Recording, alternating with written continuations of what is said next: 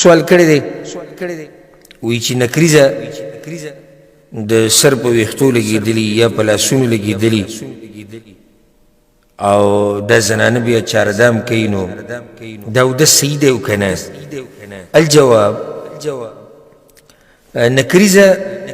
دا په دوه قسمه ده. یو داسې یو نکریزه لګېدلي لکه څنګه چې تازه تازه ولګي نو د هغې یو طبقه جوړه شوي پوستکی یو قسمت جوړ شوی او په دې سر باندې لکه اوس سر باندې چې تازه تازه نکریزه ولګي او وچ نو په هغې به لکه پوستکی چې پرې پروت وي دغه شان په لاس باندې په خپو باندې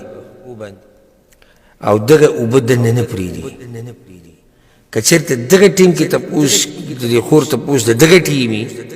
نو بیا دغه کې خو چاردم نه کېږي. او که چېرته د نکریزه داسې چې په سر باندې په ویښتو یې ولګوله په لاسونو په خپو یې ولګوله څه وخت دپاره پرېښوده بیا لرې کړه او صرف یې رنګ پاتې شو نکریزه یې لرې کړه خو صرف څه پاتې شو رنګ پاتې شو نو دا رنګ خو اوبه نه منع کوي دا رنګ اوبه نه منع کوي رنګ باوجود هم سرمنې ته اوبه رسي او چې په سر باندې مسح وکړي نو ویښتو ته اوبه رسي نو بیا پکې څه حرج نشتی والله اعلم. د یو خور سوال کړی دی وایي چې یو زنانه حامله یي په خېټه باندې بچی او خاوند یې مړ شي نو د دې عدت څومره دی؟ الجواب چې په خېټه ماشوم نه نو عدت یې څومره دی؟ 4 میاشتې او 10 ورځې. او چې په خېټه باندې ماشوم وي نو په دې باندې اتفاق دی د دې مذاهب اربعو د فقهاو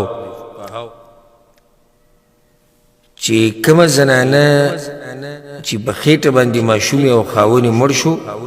نو د دې عدت ختمیږي د دې ماشوم په پیدایش سره. دا قرآن کې شته ښه صریح وولاة الأحمال أجلهن أن يضعن حملهن. او هغه زنانه چې حمل والدي نو نیټه د دوی د دې حمل هغه پیدایش دی. دا په قرآن کې کوشش سړی چې د آیت دې کې خدا نشته چې دا کم عدت د خاوند د مرګ نه بعد چې تېرې کړه طلاق نو موږ آیت عام دی په دې کې هغه زنانه هم دننه راغلې چې طلاقه شوې ده او په دې کې هغه زنانه هم دننه راغلې چې خاوند یې مړ شوی دی. ځکه چې آیت عام دی الله څه وایي وولاة الأحمال أجلهن أن يضعن حملهن او هغه زنانه چې حمل والدي د دوی عدت ته دی دا عدتي طلاق کیم دی او دا عدتي د خاوند مرګ نه بعد هم دی. بل صریح حدیث دی کې شته په صحیح بخاري کې شته د هغه زنانه سبیعه الاسلمیه د هغې خاوند مړ شو او یو څو ورځې بعد بیا د هغې ماشوم پیدا شو